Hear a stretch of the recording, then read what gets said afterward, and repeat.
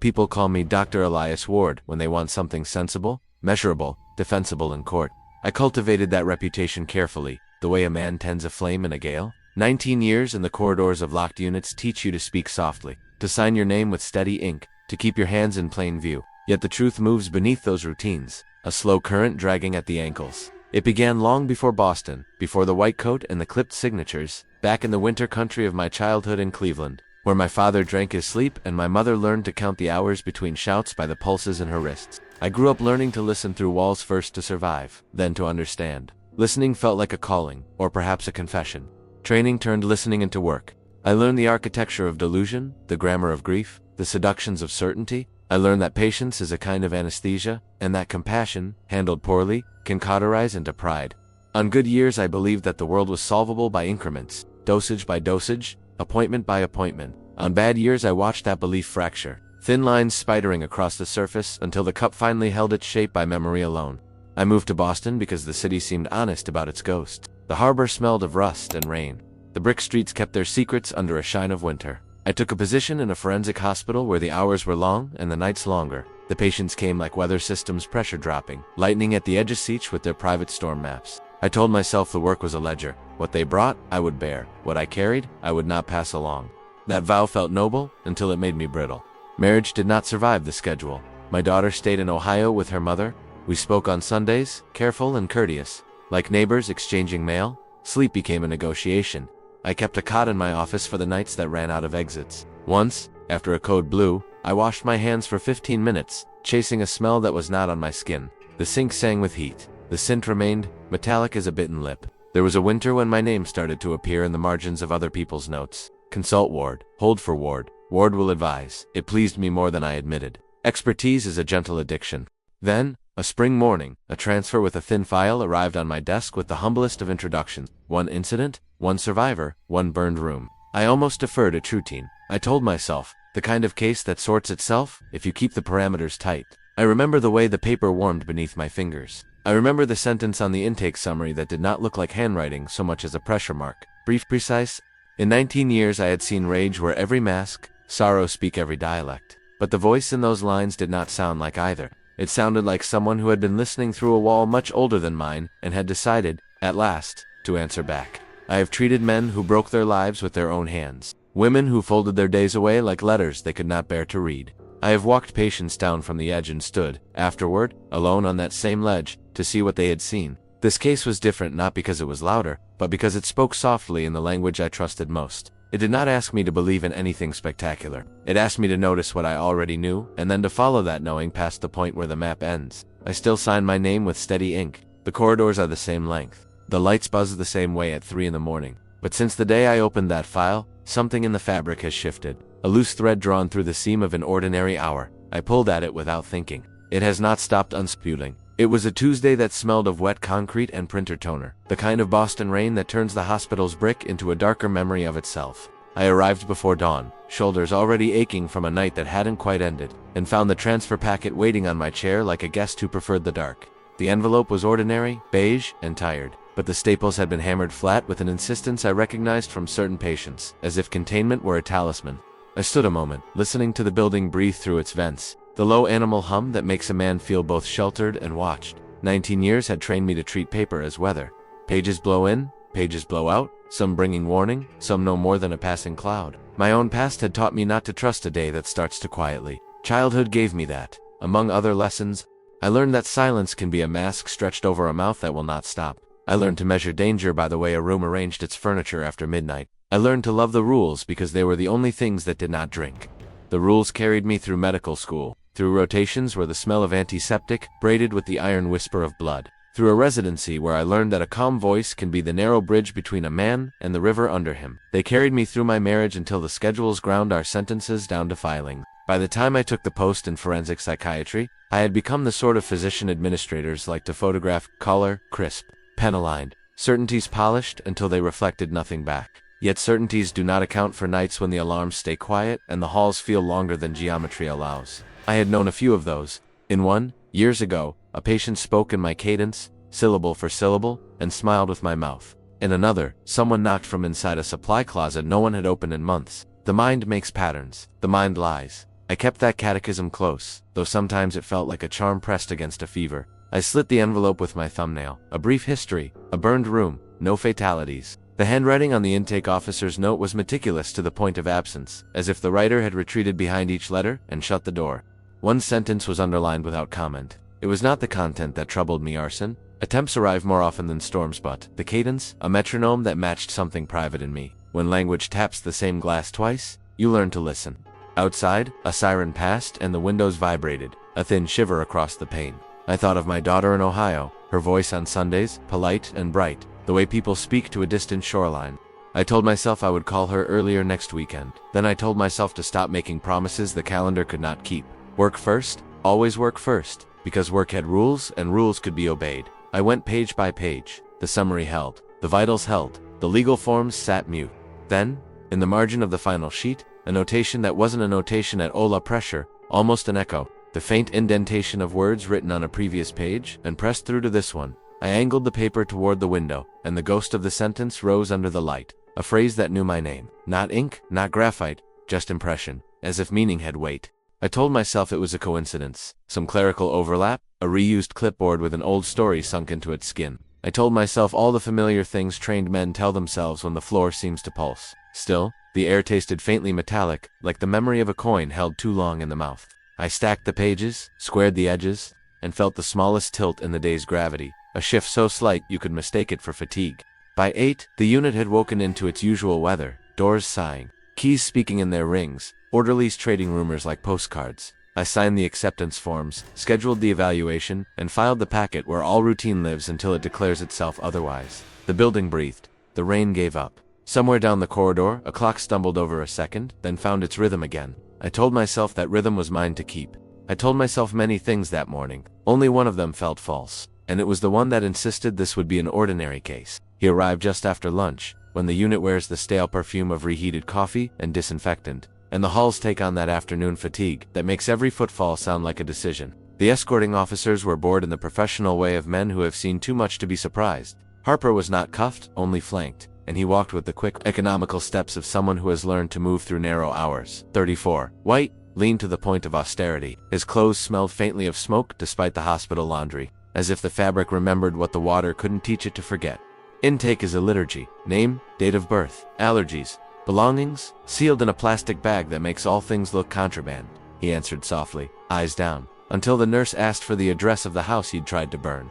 Then he looked up and said, the street without the number, like a man preparing to send a letter he would never allow to be delivered. His irises were a pale, unsettled blue, the color of sky that refuses a storm. No tremor, no sweat, no fury. Calm that isn't peace. The officers signed their names and vanished into their next errand. Harper stood with his bagged possessions between us, like a small, obedient ghost.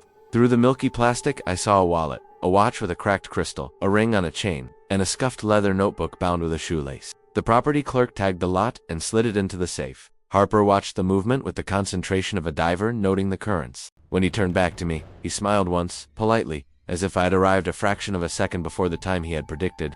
We moved to an interview room that still kept the morning's chill. I read the essentials aloud to hear how they survived voice. Fire in a bedroom, extinguished by neighbors, no casualties. Statements inconsistent with the scene. Claim that the floor was breathing. At that he nodded, not in agreement but in recognition, like a man hearing an old hymn from the other side of a wall. He asked for water. He held the paper cup in both hands and didn't drink. Delusion often has rhythm. I listened for tempo the way a cardiologist listens for murmurs. Harper's speech was measured, but the rests between sentences felt weighted, as if something enormous were settling in the pauses. He avoided the grand claims I expect from a persecutory mind. No conspiracies, no satellites, no special mission. He spoke of sleeping badly, of a low sound that traveled under the boards, of heat rising through the mattress as if a lung exhaled below the house. Not a voice, he said. Voices argue.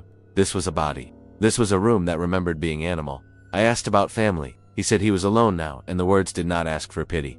I asked about substances. He shook his head. He placed the empty cup on the table upside down and left it there like a small verdict. When I pressed on suicidality, he grew precise, almost bureaucratic, promising safety without any performative fervor. It was the rationality that troubled me, the way his answers nested inside mine, waiting. The vents hummed, then hiccuped. The lights purred back to themselves. I caught, for one heartbeat, the metallic taste that had chased me from the sink years before. He watched me as if tasting it, too. Sometimes, he said, the air forgets which side it's on. He said it conversationally, a man remarking on whether I completed the evaluations, assigned preliminary diagnoses with the careful modesty of a first draft, and scheduled a formal session for the next morning. As I stood, his gaze drifted to the door, not to the knob, but to the hinge, as though the work of opening belonged to hidden hardware. "Thank you, Dr. Ward," he said, my name cleanly pronounced, the W.A. soft hinge of its own. I do not remember offering it. Perhaps I had. Perhaps I had not. Outside, the corridor's clock skipped and then corrected, a second misplaced and found again. I escorted him to the unit. Behind the nurse's station, the safe clicked, a sound like a throat deciding whether to swallow. I signed the chain of custody slip and the clerk slid the property bin across the counter with a neutrality perfected by practice. The notebook lay on top, leather scuffed to a dull bruise, its spine laced with a frayed shoelace, darkened by oils that were not quite dirt. It was the size of a hand turned inward. When I lifted it, the cover yielded with the softness of something worn by worry, and a faint odor rose: smoke, old paper, the mineral trace of damp basements. I told myself I was reading for risk, for context, for anything that could keep a night from turning bad before it announced itself. The first page bore dates in tidy columns, each beginning at 3 in the morning, as if the day learned to walk only after the hour had limped past. The handwriting was precise, almost medical, letters disciplined until they looked like absence. No rambling, no messianic grandeur. Observations, timed and measured, temperature of the bedroom, the sound under the floorboards described as subdermal respiration, a vibration traveling from the north wall to the closet door, like pressure moving through a vein. At intervals he drew short lines along the margins, 9 at a time, then a pause, then 9 again, pulse marks. Farther in, the entries turned anatomical, not toward the body of the writer, but toward the house. The joists remember weight. He wrote, "A memory is a tendon tied between wood and hour." Another night he recorded a sequence of knocks that moved clockwise around the room, pausing at the far corner as if listening back. He did not ascribe intention, he documented rhythm. When he described heat blooming through the mattress, he noted the degree change to the half point and sketched the pattern: the warmth took a leaf without veins, a lung without branches. Half the pages carried diagrams with their centers erased, as though the heart of each drawing had been cut out on purpose. In the margins he numbered rules with the gentleness of someone handling a volatile patient. Do not speak to it as if it were a person. Do not assign it a gender or a hunger. If you must address it, call it the room. He advised, listening at the baseboard with one ear, counting 9 of your own heartbeats. Then, lifting your head before the 10th so the last beat is shared with open air. It prefers an exchange, he noted. The language tightened as the dates approached the fire. Sentences shortened, not from panic, but from clarity. He recorded that the air had begun to taste of pennies between 2 and 3, that the floorboards exhaled cold while the mattress exhaled heat. A contradiction that made sleep mechanical rather than human. "You can rest inside a machine," he wrote. "Sleep requires trust." On the final entry before the incident, if you are reading this, you have already brought your own weather. The pronoun landed with a small weight. I looked up and the corridor clock lagged, then corrected, a hiccup slight enough to blame on the mechanism. My mouth held the remembrance of metal. I copied a paragraph into my notes and, without knowing why, found I had reproduced not only his words but his spacing, as though cadence were contagious. Returning the notebook to its envelope, I felt something like a faint indentation along the leather. The shallow memory of a name pressed hard on a page no longer there. I told myself the pressure belonged to another reader, another day. The envelope closed with a patient whisper. I signed it back to the safe and, when the lock turned, the sound resembled breath, deciding whether to continue. Morning trimmed the unit into order, but the room we used for evaluations kept its own weather. I brought a yellow pad already creased with caution and a pencil I trusted to stay honest. Harper entered without looking around, as if the furniture had prearranged itself to spare him the trouble. He took the chair opposite mine and folded his hands as if warming them on an invisible cup. I asked permission to begin. He nodded like a man allowing a ritual to pass through him. I started with the ordinary scaffolding: orientation, sleep, appetite, the litany that builds a map from question. He answered in a voice that neither hurried nor hesitated. Time, he said, was intact. The date sat where he left it. Dreams came as weather advisories in which the warning was never the thing described. He had eaten toast. He had not taken anything that would sweeten or sour the blood. When he said these things, he watched the space between us, as though the silence were a meter, and he was checking the reading. I asked about the night of the fire. He said the room had grown attentive, a word I might have chosen myself for a patient who leans forward but does not yet speak. The heat rose through the mattress in a shape that suggested a body without contours. He listened at the baseboard for 9 heartbeats and lifted his head at the 10th. And the 10th, he said, arrived from outside his throat. He lit one match to see whether the air wanted it. The flame leaned north as if summoned. He put the match out. He lit another. He did not remember the third. I pressed for intent, and he looked at me with a steadiness that felt almost courteous. He did not wish to die. He wished to return the room to an earlier hour. Fire seemed a language the house might still understand. He said it plainly, the way men confess to using the wrong tool and ruining a good hinge. He apologized to no one. I shifted to reality testing, a bridge I have walked with many. Did he believe the room possessed a mind? He said mind's own pronouns, and the room preferred none? Did he feel watched?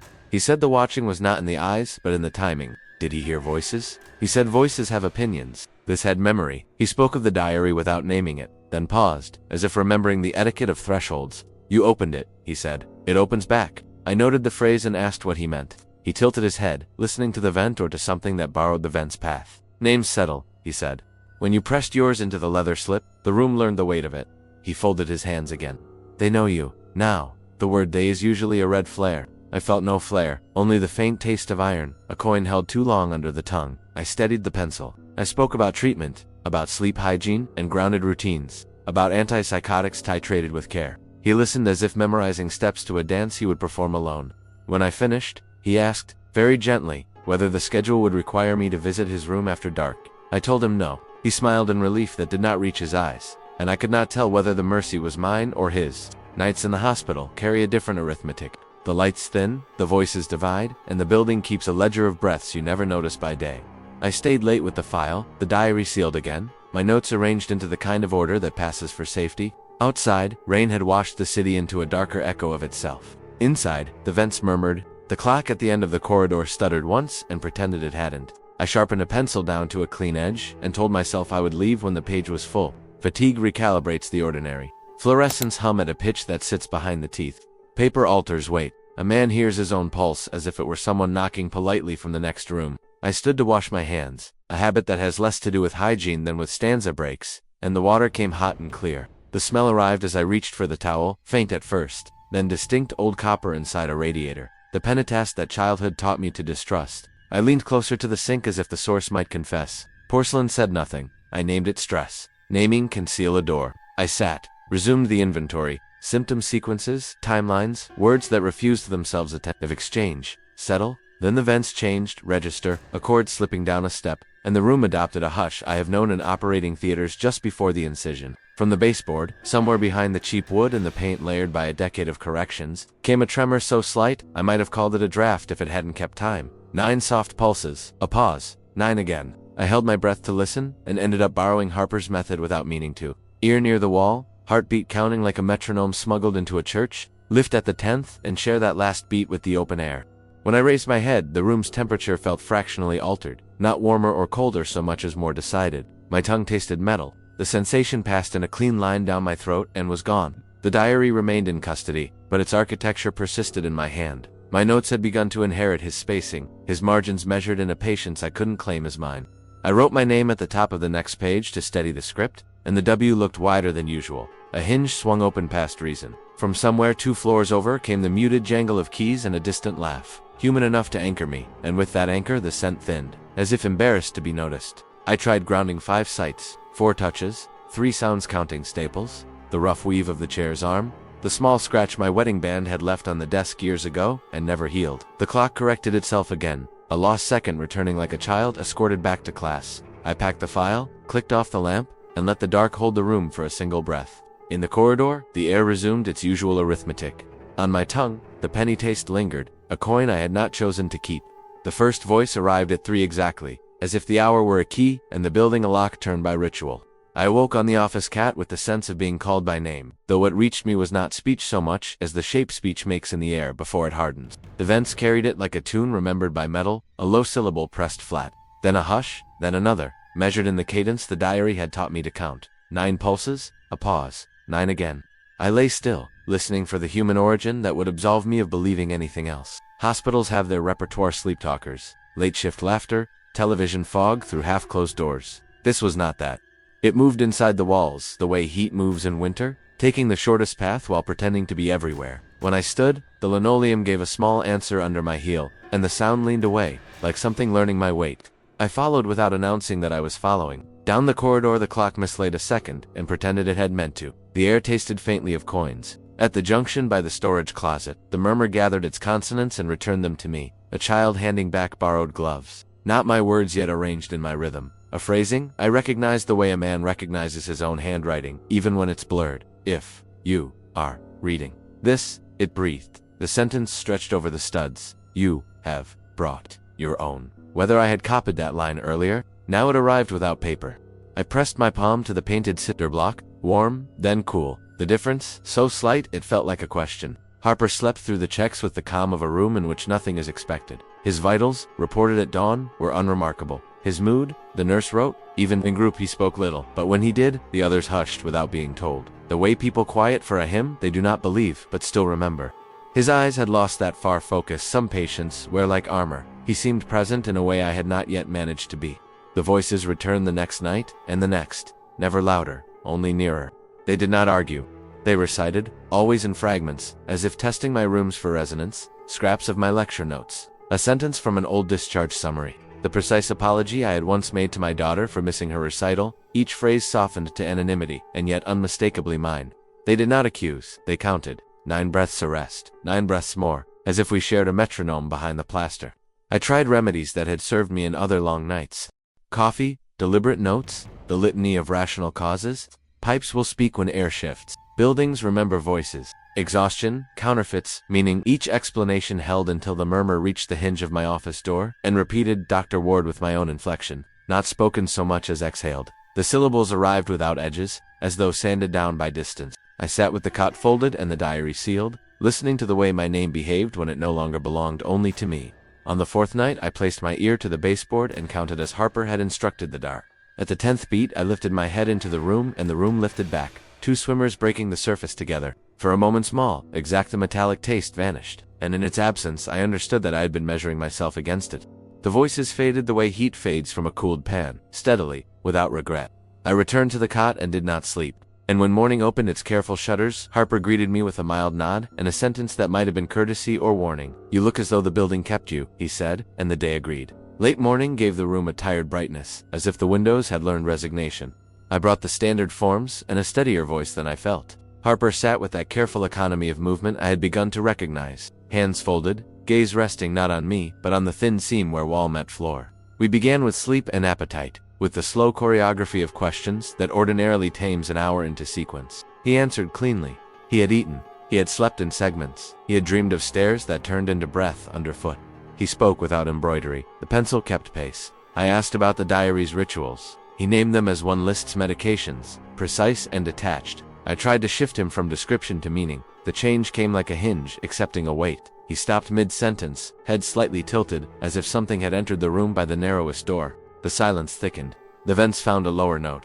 He did not look at me. He looked past me, to the place where my name felt most exposed. They're behind you now, he said, conversational as weather.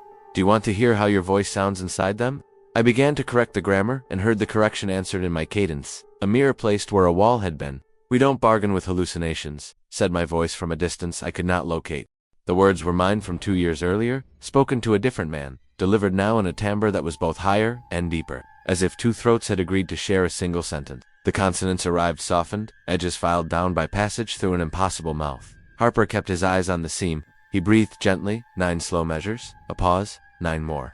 The table warmed under my palms. You're safe in this room, said my voice again, this time with the fatigue I had carried on a January night when a woman had begged to be allowed to keep a razor for its promise of symmetry. Word for word, tone for tone, a fidelity that no memory should sustain.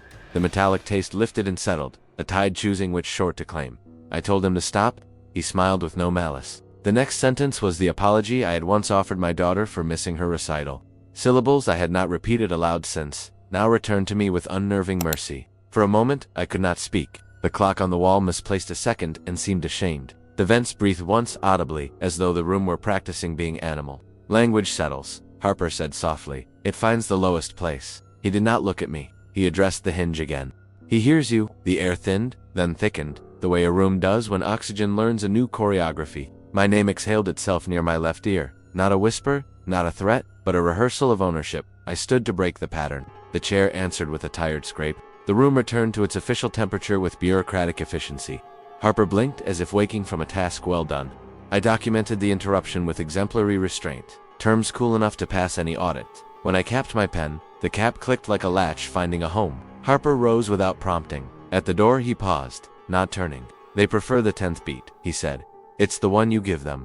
Then he stepped into the corridor as if he had finished watering a plant. I waited until the unit settled into its nocturnal arithmetic, until footsteps thinned and keys spoke more softly, and signed the notebook out like contraband. My office accepted the hour with a practiced indifference. I drew the blinds, set the diary on the desk, and rested my hand on the leather the way a physician touches a pulse through a blanket. It was warm from the safe, or from the idea of it. The smell, rose smoke, old paper, a basement that had learned to breathe on its own. Opening it felt like breaking a minor law. The early pages greeted me as I remembered. Columns of time, diagrams with their centers missing, margins scored into nines. I read in a cadence that matched the room, refusing haste, as though speed might abrade what meaning required to stand. Past mid-book the entries tightened until they behaved like sutures, short, precise, obligated to hold. I copied notes and found my handwriting adapting again, the spaces widening as if to make room for something moving between lines. Harper once wrote that rooms prefer witnesses who do not interrupt. I tried to obey. The vents lowered their register. The clock mislaid a second and recovered it with bureaucratic relief. The penny taste rose at the back of my tongue, then steadied. Not a warning anymore, but an atmosphere. I read about warmth becoming positional, about air learning a direction as if taught by hand. I read his inventory of mistakes, naming, pleading, attributing hunger and the correction that followed. Keep the thing unwritten, do not gift it a face. Near the end, the handwriting changed. Not sloppier, simply closer, as if the text had leaned toward me. The final leaf had been folded once, then unfolded, leaving a crease like a healed incision. The entry began without date. It described a room with blinds drawn against a city that did not know it was being refused. It described a desk with a nick in the lacquer near the right edge, and a yellow pencil sharpened to a clean, obedient spear. It described a doctor placing his left hand on a diary before deciding, deliberately, to move it to his right. I moved my hand as the sentence instructed and felt the smallest consent in the leather, the way a sleeping animal accepts a touch it already anticipated. The paragraph continued, noting the clock's stutter at the corridor turn, the faint settling of dust between the boards, the breath the reader would hold without admitting it. It recorded the way the penny taste rises at the 10th heartbeat when a man forgets that he is counting. I was counting. I stopped. The entry told me I had stopped. The next lines arrived as if I were remembering them from a place I had not yet been. A brief thought of Cleveland winters, the smell of my father's hands after fixing the furnace, the promise I would not make to my daughter this Sunday because promises need hours to stand on. Then the text performed a small courtesy. It asked for my name. I saw the impression, not ink, sunken into the page as if something weightless had learned pressure. The letters formed themselves in my script, W wider than habit, A printed, though I always leaned it cursive. I did not lift the pencil. The name settled anyway, pronounced by paper. Beneath it, the entry wrote the sentence I was about to think this is an imitation and, followed with the sentence I would think after or a rehearsal and, then with the one I would not admit or a homecoming. The last line was not quite a line. It behaved like a corridor. Now you belong to the page you are reading, no punctuation, no threats. I closed the diary to deny the logic and felt the denial written inside it in the same moment, as if the book had practiced my refusal in advance. From the baseboard came 9 soft pulses, a pause, 9 again, the room consenting to the exchange I had not intended to offer. When I opened the cover once more, the leaf had turned by itself, or I had turned it without admitting it, and the space beneath the last sentence was empty only in the way a doorway is empty. I waited for ink, none came. I lifted my head at the 10th beat and the room lifted with me. Our breath the same instrument. The diary lay patient, as if it had learned everything it needed and was simply waiting for the hour to catch up. Morning arrived with its usual bureaucratic mercy. I returned the diary to the safe, initialed the ledger, and tried to convince my hand it was still mine. Harper joined group, spoke once about sleep arriving in parcels, and spent the rest of the hour studying the seam where linoleum meets wall, as though the building had chosen a mouth. He nodded to me in the corridor with the politeness of a man yielding his place in line. Nothing trembled, nothing warned. Routine wrapped the day like gauze. He was gone the next dawn. The night nurse found his bed smoothed to institutional perfection.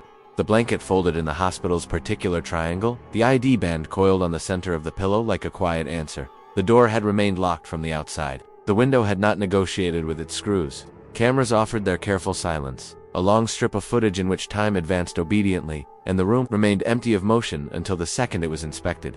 No alarms, no shadows, no visitor. A subtraction performed without arithmetic. Security searched in widening circles. Elevators were halted, stairwells audited, dumpsters opened with a grim patience. Nothing. In the property registry, the notebook showed as signed out under my name at 257. The ledger carried my script, the familiar hinge of the W, though I had been asleep on the office cat with the weight of an hour on my chest. The safe, when opened, was empty of that single object and empty of explanation. It waited on my desk, not theatrical, simply present. The shoelace slack as if it had surrendered a long conversation. The cover lay open to a page that had not existed the night before. No ink, only the faint pressured bed of a sentence that would accept writing. I touched the margin and the penny taste rose cleanly, practiced as a blessing. From the baseboard, 9 soft pulses. A pause. 9 again, as if the building were demonstrating it could keep count in my absence. I filed reports that read like anyone's. Missing patient, unknown mechanism, notifications made. I answered questions with professional edges. I did not volunteer the sound behind the walls, or the ledger entry that had written my name without waiting for my hand. In the late afternoon, when the unit thinned to its gray hum, I closed my office and sat with the diary until the vents lowered their register. The page began to fill itself, not by letters appearing, but by the indentation of a hand already pressing from elsewhere. My handwriting its small economies, the way I incline an R when I am tired, walked across the paper at the pace of my pulse. It documented the moment faithfully, the corridor clock misplacing a second and finding it. My brief thought of Cleveland furnaces, the shape of my guilt moving like heat through a room, then it recorded a sentence that was not mine until I read it. The room prefers you present when it takes attendance. At 3 precisely the air forgot which side it belonged to. I counted 9 heartbeats and lifted my head at the 10th, and the page accepted that beat, as if we had agreed long ago to share it. Space below the last line widened like a mouth learning a vowel. Somewhere, a hinge took a new weight and did not complain. That night, and the nights after, I woke to the patient scratch of an uncapped pen, and found new lines settled in my script, describing hours I had not yet lived. Some mornings the writing ended with a courtesy, my name pressed lightly into the fiber. Waiting to darken, I looked for Harper in the corridors, and did not find him. The book did not look back. It only opened, and each time it opened, the room remembered me more exactly.